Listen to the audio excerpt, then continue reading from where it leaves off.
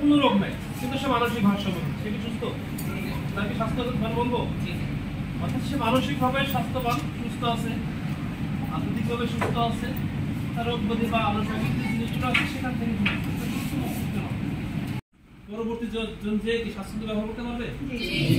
আমি যদি নোংরা করে রেখেছি, পরবর্তী জন কি ব্যবহার করে স্বাস্থ্য পারবে? আমি যখন যাচ্ছি, আমি যখন ব্যবহার করছি, তখনই যেন সুন্দর করে পরিষ্কার রেখে আসি, নাকি?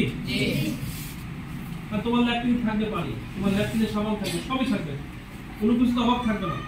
আমি কেন পরিষ্কার রাখবো?